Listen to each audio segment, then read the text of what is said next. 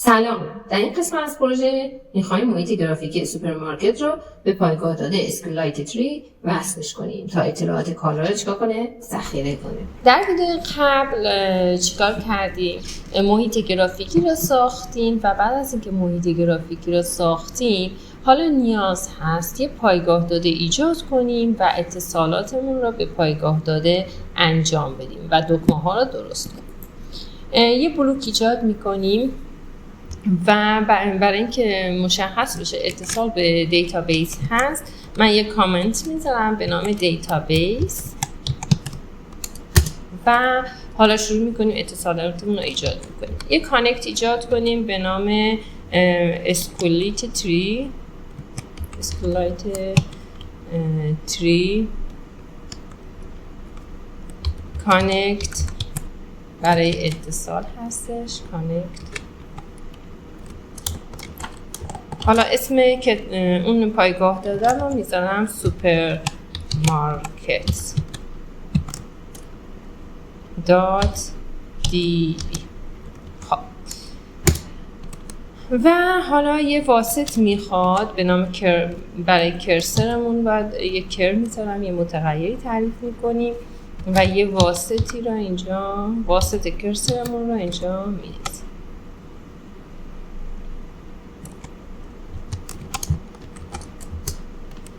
و بعد حالا یه کوئری ایجاد میکنیم برای ایجاد جدول در پایگاه دادم.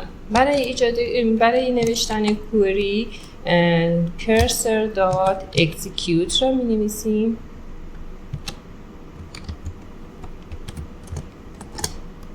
و چون میخوام به صورت چند خطی بگذارم از تری دابل تک کوتیشن استفاده میکنیم.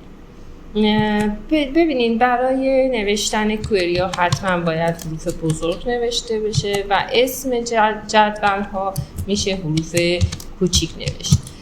create table اگه وجود نداشت if not خودت ایجادش کن.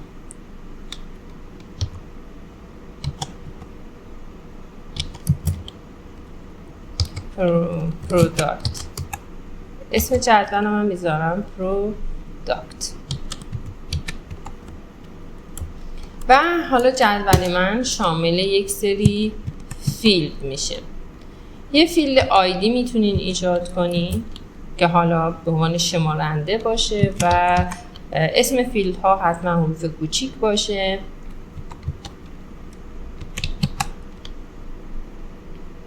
تیچر پرای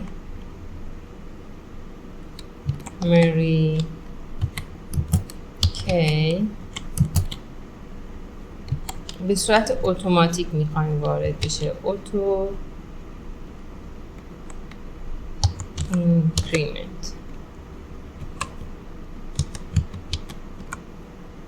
خب فیلد بعدی فیلد نیم را ایجاد میکنیم.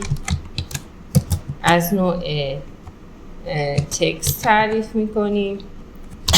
کاما میزنم. فیلد بعدی فیلد پرایس را ایجاد میکنم. پرایس چون اگه یادم باشه ما دو تا قیمت داشتیم، فروش و خرید. پس پرایس فروش رو بنویسیم. فروش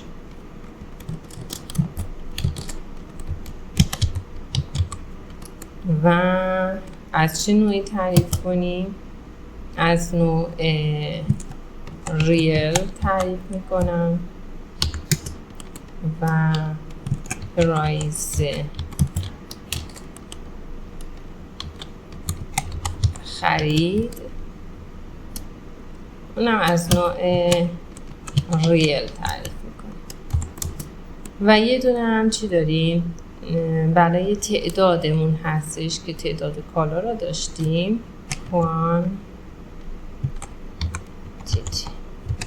از چه نوعی تعریف کنیم کوانتیتی را؟ از نوع اینتیجر. خب و حالا پرانتزمون را ببند. این الان دستوری که من نوشتم، این کوئری که من نوشتم یه دونه جدول ایجاد میکنه و برای اینکه جدول من ثبت بشه از دستور چی استفاده میکنیم؟ کامیت استفاده میکنیم.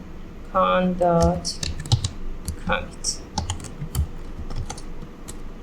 و حالا ببینید یه مرحله به مرحله اجرا کنید که خطاها رو بگیریم بعد بریم مرحله بعدی.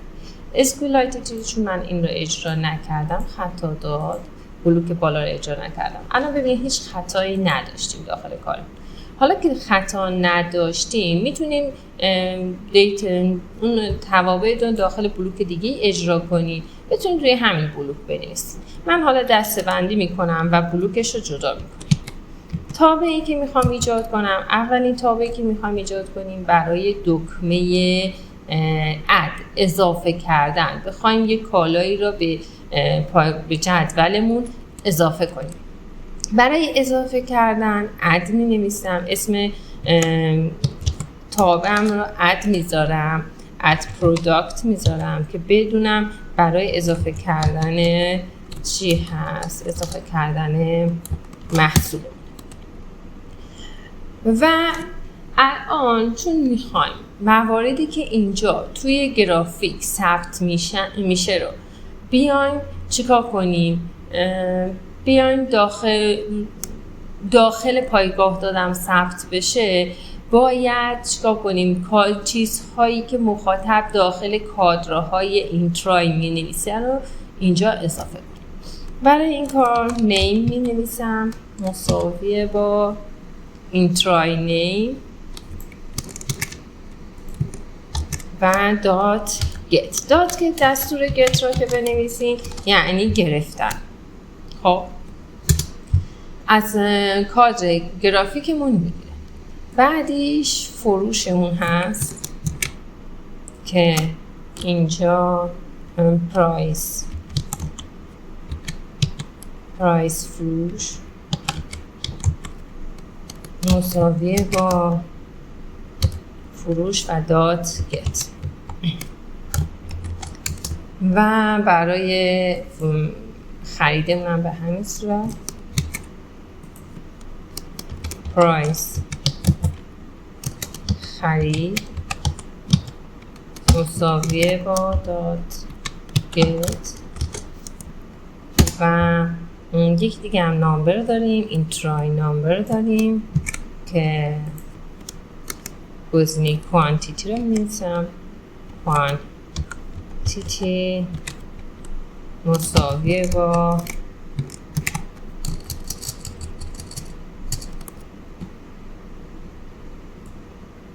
این ترای نامبر دات گت. تا اینجا گرفتیم، اطلاعات را گرفتیم که تا بتونیم وارد پایگاه داده کنیم. حالا برای اینکه ما مطمئن بشیم شخص همه موارد رو وارد کرده، گزینه ایف را استفاده میکنم و میگم name and خب حالا برای اینکه اساس املایی مشکل پیدا نکنم من یک کپی پیست میکنم and ببینید فروش، همه اینها باید کادرش اطلاعات وارد بشه. خب and اگه همه اینها کادر همه اینها پر شد و وارد شد، خب حالا بیا ثبتش کن. ثبتش با دستور کوئری هستش. کوئری چی بنویسیم؟ execute رو بنویسم. execute کوئریمون به این صورت هستش. insert into product یعنی داخل جدول پروداکت هم قرار بده که شامل چه فیلدهایی هست. name. ببینید اگه میبینید که ممکنه غلط املایی داشته باشین اینها رو کپی پیست کنید. ببینید اینها رو کپی پیست کنید چون از فیلدهای خود جدول گرفته میشه. از این بالا فیلدها رو میارم و بعد از اینکه فیلد ها رو قرار دادم، حالا مقدارها ولیو ها رو میخوایم بذاریم. values شامل چند تا مقدار هست، در اینکه مستقیم وارد نشه که مشکل ساز نشه. بعداً از لحاظ امنیتی علامت سوال میذاریم و مقدارها رو داخل اینجا. حالا این مقدارها از کجا گرفته میشه؟ از کادرهایی که برای مخاطب ایجاد کردیم. نیم، ببینید من کپی پیست میکنم که از لحاظ املایی دیگه غلط نداشته باشم.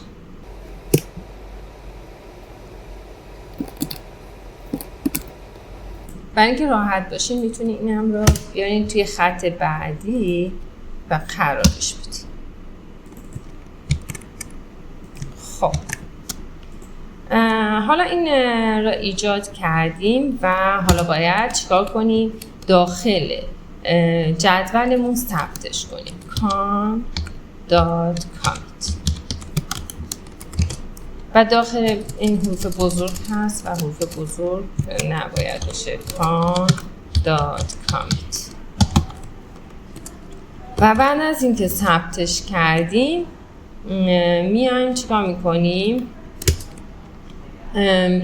اگر مخاطب یه else هم بذاریم که اگر مخاطب چیکار کرد، این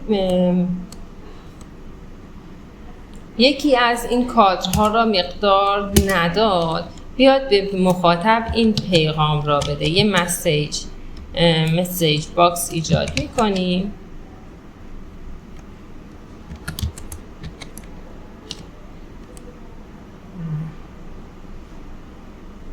خب و حالت شو وارنینگ را بهش میدیم.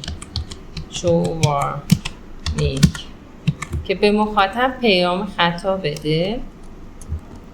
حالا پیام خطا را میتونیم به صورت فارسی هم بنویسیم خطا. خب کاما و خطا این باشه: همه فیلد ها را پر کن. خب حالا برای اینکه متوجه بشیم این کار میکنه، میایم به دکمه‌مون اتصالش میدیم. برای اینکه وصل به دکمه کنم، من اسم تابعم رو کپی میکنم، میام داخل دکمه عدم و یک کامنت میذارم.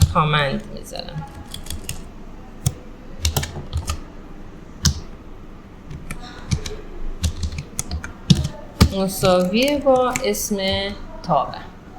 خب حالا اجرا کنیم و محیط گرافیکمون هم اجرا کنیم، ببینیم چی اتفاق میفته. من یه کالایی رو می‌نویسم بستنی. خب بستنی و قیمت فروشش مثلا 10 تومن، قیمت خریدش مثلا 9 تومن و چند تعداد 1. خب اد را میزنم، الان اضافه شده ولی ما چیز اینجا نمیبینیم. برای اینکه ما بتونیم داخل کادر لیست باکس ببینیم، یه تابع دیگه میخوایم برای نمایش.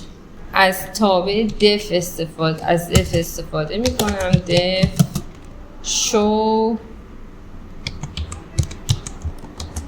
product را میزنیم و حالا این تابع را بنویسیم. میخوایم نمایش بشه داخل لیست باکس هم. اگه داخل لیست باکس هم چیزی هست، باید اطلاعات داخل لیست باکسمون رو صفر کنیم. این نویسیم لیست باکس دات delete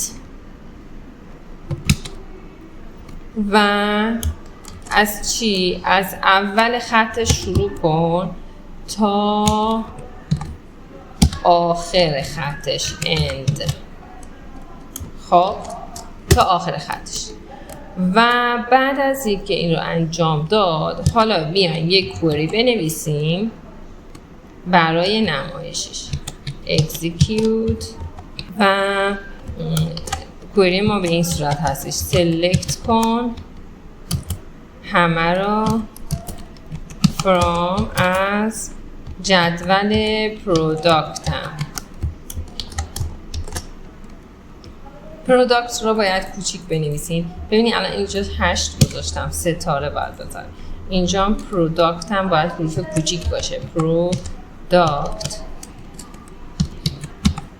پروداکت. بعد حالا یه حلقه ایجاد کنیم for سطرها رو این care.facial. خب بره داخل لیست باکس، ثبتش کنه. لیست باکس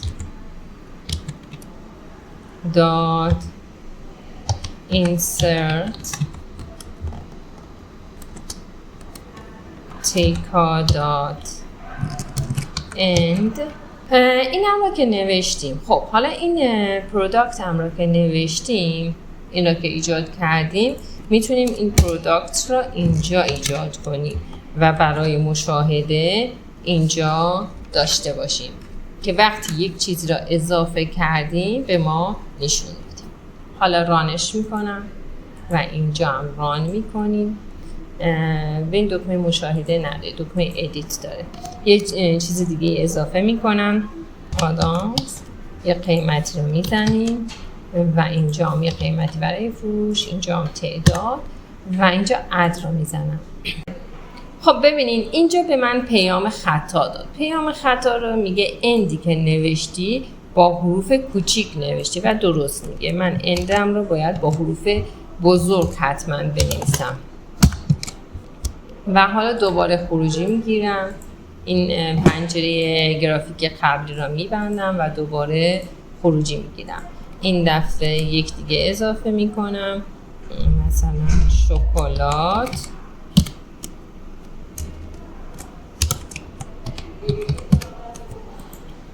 قیمت،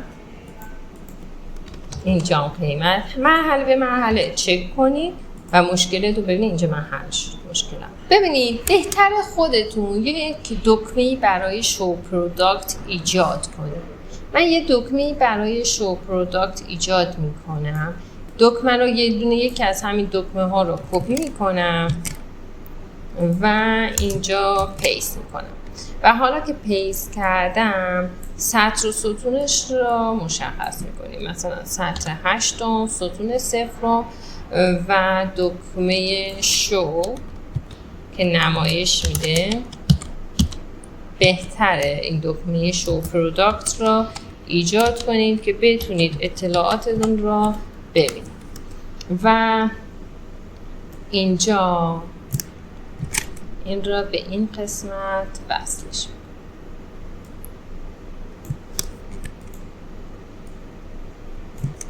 خب دکمه شو پروداکت رو ایجاد کردیم. الان اجرا کنیم ببینیم شو پروداکتمون کار میکنه یا نه.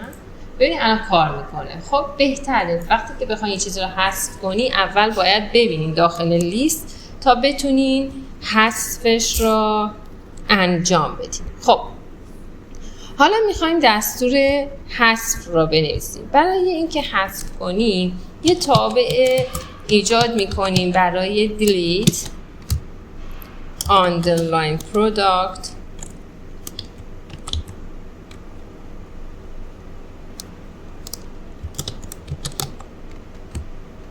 و خب حالا بگیم که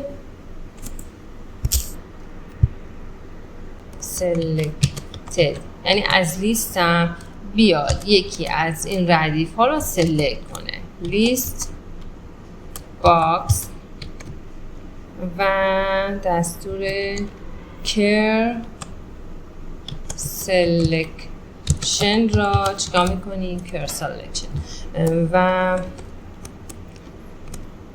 با این حالت میتونیم یکی از ردیف ها رو انتخاب کنیم. حالا اگر selected انجام شد یعنی این انتخاب انجام شد product مساویه با لیست باکس دات get چیزی که داخل selected گرفته شده. بگیر بریز داخل این متغیر پروداکتم. حالا دستور کوئریش چیه؟ اون کوئری که باید نوشته بشه execute حروف بزرگ delete from product بره از جدول پروداکت من where id مساوی علامت سوال. خب و چی باشه؟ این آیدی من کجاست؟ پروداکت ایندکس پروداکت صفرمونه دیگه، صفر، و اینو باید داخل پرانتز میذاشتیم که ولیون هست. خب داخل پرانتز میذاشتیم و یه دونه دیگه پرانتز که بسته بشه و حالا بیاد ثبتش کنه و بعد از اینکه ثبتش کرد بیاد نشون بده، شو پروداکت کنه. خب حالا بریم دلیتمون هم به دکمه دلیتمون اضافه کنیم. کپی اینجا اضافه کرده بودم. خب ران، اینجا هم ران و حالا اجرا کنیم. اول شو را بزنیم، شو پروداکت، و اینو میخوام حذف کنم، انتخاب دیلیت. حالا ببینیم پیام خطامون چی هست. ورم میگه اشتباه نوشتم، درست میگه از لحاظ املایی بد نوشته بودم. به ور و اجرا کنیم. اینجا شو انتخاب دیلیت، ببینید پاک شد. شو انتخاب دیلیت، ببینید پاک میکنه، یکی یکی رو پاک. خب پس غلط املایی داشتیم و مشکلش رو حل کردیم. بعد از اینکه این مورد رو نوشتیم ببینیم چه دکمه های دیگه. دکمه ادیت و سرچ رو داریم.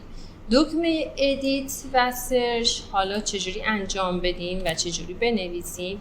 اول دکمه سرچ رو بنویسیم. def می نویسم search underline product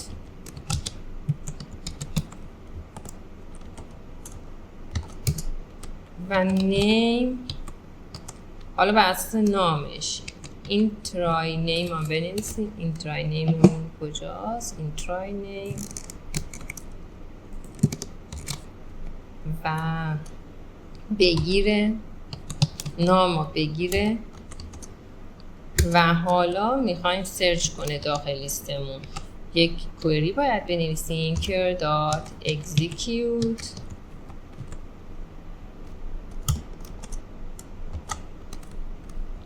دستورش select ستاره from product where، حالا ورم این دفعه مطمئن شم که درست بنویسم، where name، بره سرچ کنه، نامش رو پیدا کنه، لایک، دستور لایک رو می نویسیم که مثل چی بشه؟ لایک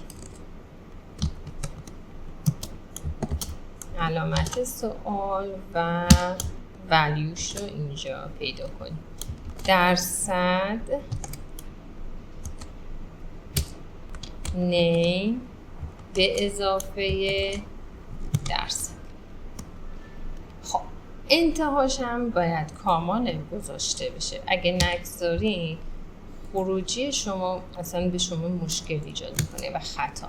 خب بعد از اینکه اینا نوشتیم میایم داخل یه سطر را خب میخوایم فیچ هال کنه دیگه، که توی متغیر بفرسته دات پیج این رو که پیدا کرد بریزه داخل یک متغیر و حالا لیست باکس هم رو پاک کنه. لیست باکس هم اگه اطلاعاتی داخلش هست پاک بشه. لیست باکس دات دیلیت از 0 تا تیکا دات اند. حتما اند رو با حروف بزرگ بنویسید و حالا لیستم رو که پاک کرد بیاد حالا داخل لیستم بنویسه رو این. حالا من چون اون بالا آر بنویسم، چون این بالا رو نوشتم میگم آر این رو اون سطری که پیدا کرده بیاد اضافه کنه به لیست باکسم. لیست باکس دات insert تیکا دات end رو آر که رو ما باشه. خب باید دکمه سرچ رو اینجا اضافه کنیم. سرچ رو دکمه رو انتخاب کنیم، کپی کنیم، بعد بیایم داخل قسمت سرچ و دستور کامند رو بزنیم. کامند مساویه با قسمت سرچ. خب حالا درست شد. حالا اجرا کنیم. یک بار دیگه فکر کنم خروجی نداده. یه جایی اینجا اشتباه نوشتم. کامندم رو بد نوشتم. ببینید ای نگذاشتم واسش. اورش نذاشتم. و حالا اجرا اینا رو ببندم. یک دفعه دیگه اجرا کنیم. شکلات و گزینه سرچ رو میزنیم. ببینیم خطا چی داد. میگه فیچ آل دا بد نوشتی. ببینید تش رو نگذاشتم به این. ببینید خطاها رو واضح به شما نشون میده. اگه اشتباه نوشته باشین بهتون کمک میکنه. حالا فیچ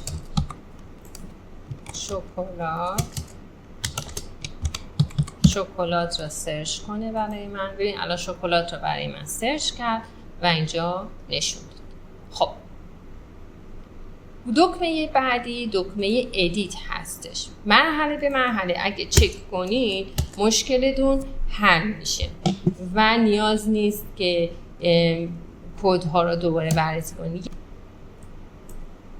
تابع دف ادیت underline product و خب تابع ادیت رو نوشتیم و حالا بخوایم ادیت کنیم. اولین کار برای ادیت باید سلکتد داشته باشیم، مثل حالت حذف کردن. ببینید حالت حذف کردن اونم سلکتد داشته. من از اینجا کپی میکنم و اینجا خرابش. خب بعد از اینکه سلکت کردیم حالا این همین قسمت جفت دلیت هستش، از شبیه دلیت هست. خب میگیم که اگر سلکتد انجام شده خب و شما بیا پروداکت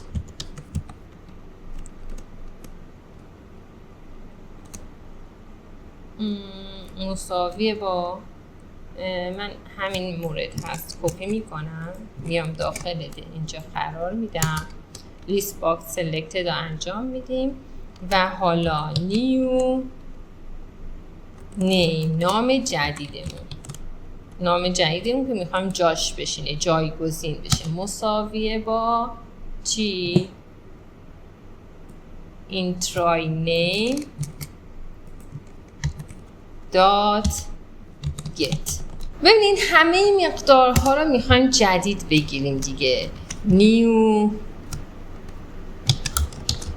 پرایس، خریدمون، فروشمون، خرید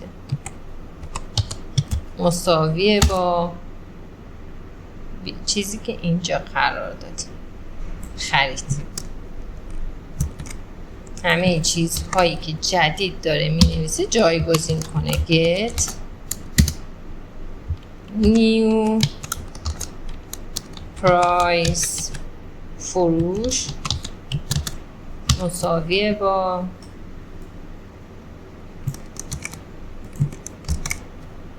dot get. و آخرین موردمونم نامبرمون هست، کوانتیتی مونه. کپی کنیم new quantity مساویه با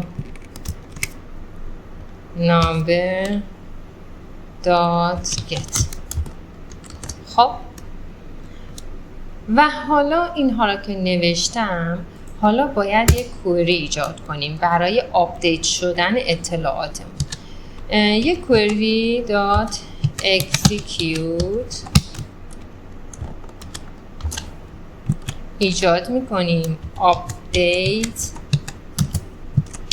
کنه جدولمون و پروداکتمون رو، ست چیا را؟ نیم، دیگه چی؟ پرایس خریدمون، برای اینکه اسم رو اشتباه ننویسیم از جدولمون هم هست، بعد از جدول کپی کنیم، نه از اینجا. پرایس یعنی فیلد های داخل جدولمون. پرایس خرید، اگه حالا سختتونه بنویسین میتونین از این جدولتون کپی کنین. پرایس فروش، یکی هم چی؟ کوانتیتی. خب این فیلد های داخل جدولمون هست که یکی فیلد های جدول را میخوایم عوض کنیم. where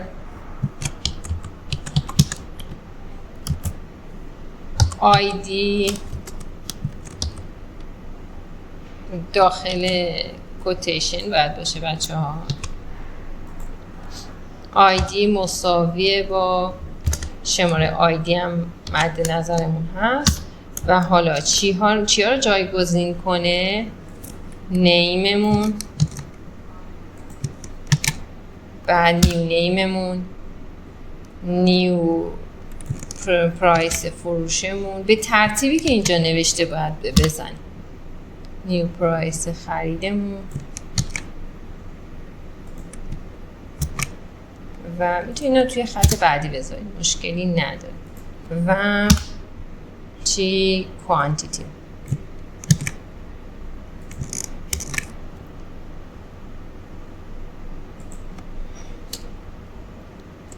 کوانتیتی اینجوری بنویسیم. خب اینها رو نوشتیم و آخرین چیزی که باید اضافه کنیم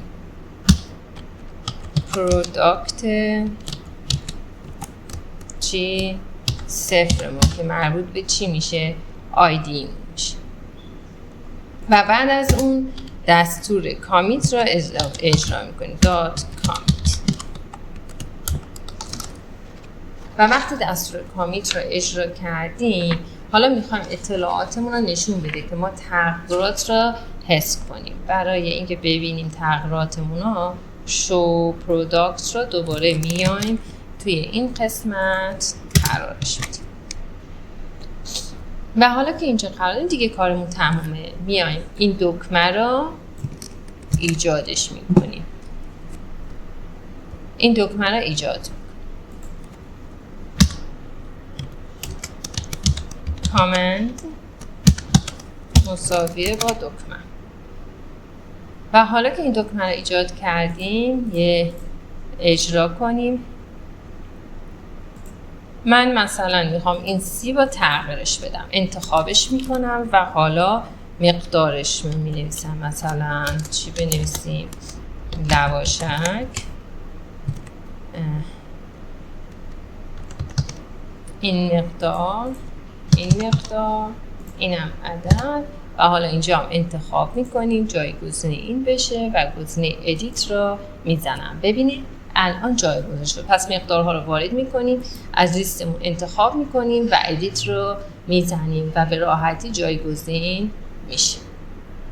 و آخرین چیزی که ما باید اضافه کنیم توی لیستمون بریم ببینیم، ادیت سرچ همه موارد رو انجام دادیم، یه دکمه کلوز میمونه. برای اینکه یه دکمه کلوز رو ایجاد کنیم کافی هست برای کلوزمون اینجا بنویسیم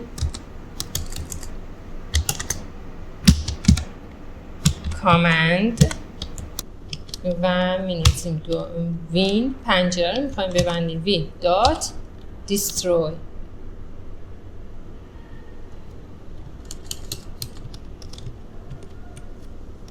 کامند وین دات دیستروی را که نوشتیم حالا دیگه پنجره رو میبنده و حالا من اجرا کنیم اینجا کلوز را که بزنم ببینیم پنجره دیگه بسته شد. ممنونم که تا اینجا همراه بودید. اگه از این پروژه لذت بردی ویدیوی بعدی رو از دست نده. تو قسمت بعدی سراغ پروژه عملی کتاب فروشی میریم که یکی دیگه از سوالات عملی فنی حرفه‌ای است. حتما سابسکرایب کن و روی زنگوله کلیک کن تا به محض انتشار با خبر بشی. خدا نگهدار.